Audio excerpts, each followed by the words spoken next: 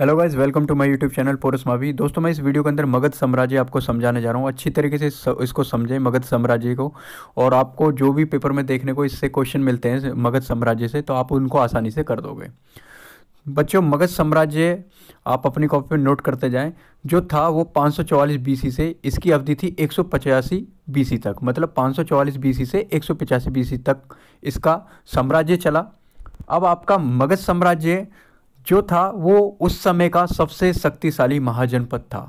उस समय जितने भी महाजनपद थे उनमें सबसे ताकतवर महाजनपद आपका मगध साम्राज्य था। इसके बाद अब आपको क्वेश्चन ऐसे भी पूछ लिया जा सकता है कि इस समय मगध जो साम्राज्य था वो कहाँ पर है। तो आप इसको नोट करें। उत्तर प्रदेश, पूर्वी उत्तर प्रदेश, बिहार, पश्चिम बंगाल, इस तरफ यह वर्तमान में है। मगध साम्राज्य पे जो उस समय शासक किए थे वो आपका 4 जो वंश थे, उन्होंने अच्छी तरीके से उस समय आपका साम्राज्य उन पर अपना किया था। सबसे पहले जो वंश है, बच्चों कॉपी पे नोट करते जाएं। हर्यक वंश आपका सबसे पहला वंश है। इसको आप जान सकते हैं। हर्यक वंश के बारे में मैं पूरी आपको डिटेल बताऊंगा। दूसरा आपका शिशुनाग वंश है, तीसरा आपका नंद वंश है और चौथा आपका मौर्य वंश है। ठीक है। जो मगध साम्राज्य था उसका उत्कर्ष जो हुआ था वो 6ठी शताब्दी के अंदर हुआ था मगध साम्राज्य का। अब आप लिख सकते हैं प्राचीन मगध के साम्राज्य के संस्थापक जो थे वो बृहद्रथ थे। कौन थे? जो प्राचीन मगध था उसके जो संस्थापक थे। संस्थापक का मतलब है किसने उसकी नींव धरी थी, तो वो बृहद्रथ ने रखी थी। बृहद्रथ कौन है?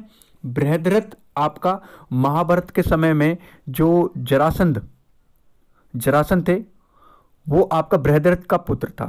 मतलब बृहद्रथ का पुत्र था। जरासंध जो था मतलब महाभारत में कौरवों की तरफ से लड़ा था। उस समय से ये आपका मगध साम्राज्य की स्थापना उन्होंने की थी, प्राचीन मगध साम्राज्य की। ठीक है बच्चों। इसके बाद इसकी राजधानी उस समय बृहद्रथ ने गिरि ब्रिज रखी थी, जिसको हम राजगृह भी कहते हैं। ठीक है बच्चों। अब इसके अंदर आपका क्वेश्चन एक पूछ लिया जाएगा, मगध साम्राज्य का सबसे पहला उल्लेख कहाँ पर मिलता है। तो आपका बच्चों ऑप्शन दे दिया जाएगा किस में मिलता है। अर्थवेद में मिलता है, आपका कौन से सामवेद में मिलता है, किस में मिलता है। तो आपको ऑप्शन में आपको अर्थवेद रखना है। ये आपका इसका आंसर है। मगध साम्राज्य का सबसे पहला उल्लेख अर्थवेद से मिलता है। अब आपका इसमें मगध साम्राज्य पे जो मैंने वंश बताए हैं, 4 वंशों ने राज्य किया है। 4 वंशों में सबसे पहले हर्यक वंश ने अपना राज्य इसमें किया है। तो हर्यक वंश क्या है भाई बच्चों? हर्यक वंश जो था वो आपका 544 बीसी से 412 बीसी तक इसने अपना राज्य किया था। अब राज्य किया था इसने हर्यक वंश ने 544 से 412 तक। इसमें क्या लिखना है बच्चों? हर्यक वंश की संस्थापक जो थे वो आपका बिंबिसार थे। ये बिंबिसार है, बिंबिसार लिखेंगे इसको। तो इन्होंने जो राज्य किया था उन्होंने कराया था 544 बीसी से 492 बीसी तक करा था। जो बिंबिसार है बच्चों, बिंबिसार उस समय के बहुत शक्तिशाली राजा थे। बिंबिसार जो थे इन्होंने उस समय मगध पर करीब 52 वर्ष तक शासन किया था। कितने वर्ष तक किया था? मगध पर 52 वर्ष तक शासन किया था। आपका बिंबिसार ने अंग राज्य को अपने महाजनपद में मिला लिया था, इसको जीत लिया था। उस समय उस अंग के राजा थे बृहद्रथ। बृहद्रथ को हराकर इन्होंने अंग को अपने राज्य में मिला लिया था। बच्चों इसके बाद आप लिख सकते हैं जो बिंबिसार थे, बिंबिसार ने राज्य को विस्तार बढ़ाने के लिए विवाह संबंध का सहारा लिया था। किसका लिया था? विवाह संबंध का सहारा लिया था। इन्होंने क्या काम किया था? जो साइड के जितने भी मतलब आपके जनपद थे जो इन्होंने जीते नहीं थे, तो उन्हें जीतने का एक निर्णय लिया इन्होंने कि उनसे जो शक्तिशाली राजा थे उस समय के, तो उनसे ये सोचा कि भाई इनसे हम शादी कर लेते हैं इनकी लड़कियों से, और मतलब एक प्रस्ताव रखते हैं और मतलब वो अपने अंडर में आ जाएगा। तो सबसे पहले प्रमुख विवाह इन्होंने जो किया था वो महाकोसला से किया था। ठीक है। महाकोसला कौन थी? वो कौशल की राजकुमारी थी। एक कौशल आपका जनपद था, उसकी राजकुमारी थी। जो उसमें समय उसके राजा कौन थे? वो प्रसन्नजीत थे। प्रसन्नजीत की ये बहन थी। ठीक है। आज के समय में ये आपका काशी के पास पड़ता है, कौशल जो पड़ता है। और इनको बिंबिसार को काशी जो था वो दहेज में मिला था। क्या मिला था? दहेज में मिला था। दूसरी पत्नी इनकी चेलना थी। चेलना आपका वैशाली नरेश की पुत्री थी। वैशाली के नरेश चेटक की पुत्री थी वो चेलना जो थी। तीसरा आपका क्षेमा जो आपका भद्र प्रदेश की राजकुमारी थी। भद्र प्रदेश की राजकुमारी थी। अब आपका बिंबिसार के बारे में और मैं आपको बता देता हूँ।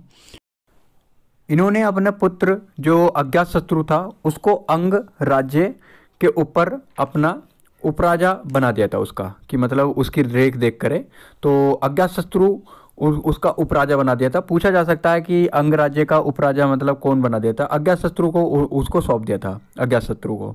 इसके बाद बिंबिसार पहले बौद्ध धर्म मानते थे, पर बाद में अपनी पत्नी चेलना के कहने पर जैन अनुयायी बन गए। जो इनकी चेलना पत्नी थी, वैशाली के राजा जो चेटक की पुत्री थी, उनके कहने पर ये बौद्ध धर्म से जैन धर्म में अपना उसको मानने लगे थे। बिंबिसार की जो राजधानी थी वो राजगृह थी। कौन सी थी? राजगृह थी। अब आपका बिंबिसार का जो बड़ा पुत्र था उसका नाम था दर्शक। इन्होंने अपने दर्शक को उत्तराधिकारी बना दिया। तो इसी बात को उत्तराधिकारी बनाने पे तो इनका जो पुत्र था अज्ञातशत्रु, उसने सोचा कि भाई बड़ा भाई बन गया है मेरा, तो उसके अंदर कुछ ऐसी भावना आ गई कि गलत सलत भावना उसके अंदर उत्पन्न होने लगी। तो उन्होंने अपने पिताश्री की हत्या कर दी। किसकी? बिंबिसार की। तो इसलिए इसको प्रथम पितृहंता इसको कहलाया गया। तो अज्ञातशत्रु ने पिता की हत्या की, तो इसलिए प्रथम पितृहंता कहलाया जाता है इसको। किसको? इस वंश को। ठीक है बच्चों, तो इसको वंश को हम बोल सकते हैं कि हर एक वंश को पितृहंत वंशा कहा जाता है। तो ये आपका क्वेश्चन देखने को आपको मिल सकता है एग्जाम के अंदर। अब आपका अज्ञातशत्रु को कुणिक के नाम से जाना जाता है। किसके नाम से जाना जाता है? दूसरा कुणिक के नाम से भी जाना जाता है। इनकी जो माता थी अज्ञातशत्रु की, वो माँ कौशला थी, जो आपका कौशल की राजकुमारी थी, जो प्रसन्नजीत की बहन थी। बच्चों ये बात बहुत इंपॉर्टेंट है। उस समय अज्ञातशत्रु के समय, उस समय वो राज कर रहे थे, उस समय प्रथम बौद्ध संगति हुई थी। उस समय प्रथम बौद्ध संगति हुई थी। पूछा जा सकता है किस राज्य के राजा कौन थे जो उस समय प्रथम बौद्ध संगति की गई थी? तो मगध के राजा थे। कौन थे उस समय? आपका अज्ञातशत्रु थे। उस समय प्रथम बौद्ध संगति हुई थी। आप याद करेंगे या नोट कर लेंगे इस बात को कि बिंबिसार के आपके पास काशी उस समय दहेज में आई थी। तो बिंबिसार के आपका मृत्यु होने के बाद अज्ञातशत्रु ने उस पर राजपाट अपना करना स्टार्ट कर दिया मगध पे। तो बिंबिसार जब उनकी मृत्यु होगी तो उनके जो वो थे साले थे प्रसन्नजीत, जो कि आपका महाकौशला, मैंने बताया था महाकौशला उनकी बहन थी। तो उस समय उन्होंने कहा कि भाई काशी को हमें वापस दो, क्योंकि हमने तो बिंबिसार को दी थी। तो अपने जो उनका देवता था उनसे बोला कि भाई हमें वापस दो अपने उसको, मतलब काशी को। तो उसने जो आपका अज्ञातशत्रु था उसने मना कर दिया, भाई हम नहीं दे रहे अपना, इसके लिए हमसे युद्ध करो, लड़ाई करो। तो इनकी आपस में अज्ञातशत्रु के और अपने उसके नाना प्रसन्नजीत से आपके उनकी लड़ाई हुई। लड़ाई होने के बाद आपका उसमें प्रसन्नजीत हार गए और अज्ञातशत्रु की जीत हुई।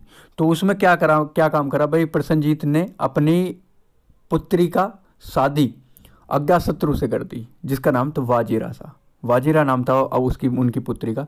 तो अज्ञातशत्रु का जो समय था 492 से 460 तक इनका टाइम पीरियड रहा राज करने का।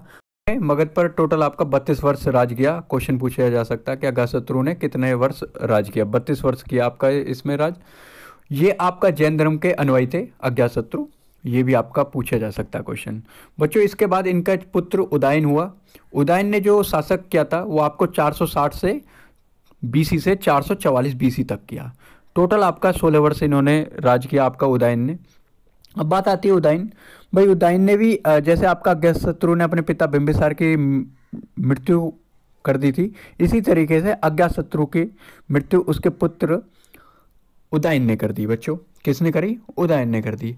बच्चों इसमें से उदयन से क्वेश्चन आपका बहुत ज़्यादा मोस्ट इंपॉर्टेंट है कि उदयन ने पाटलिपुत्र नगर की स्थापना की।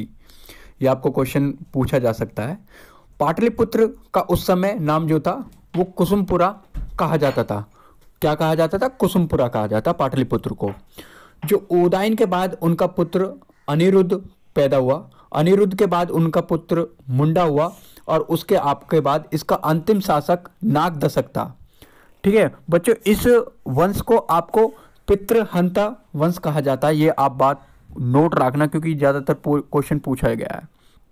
ठीक है बच्चों, ये आपका हर एक वंश में इतने ही आपका क्वेश्चन आपको पूछे जा सकते हैं, ये आपका मोस्ट इंपॉर्टेंट है। अगली वीडियो में आपको दूसरा वंश मैं आपको बताऊंगा। दूसरा वंश आप जानते हैं शिशुनाग वंश, मैंने आपको बताया है। शिशुनाग वंश के बारे में पूरा अच्छी तरीके से बताया जाएगा।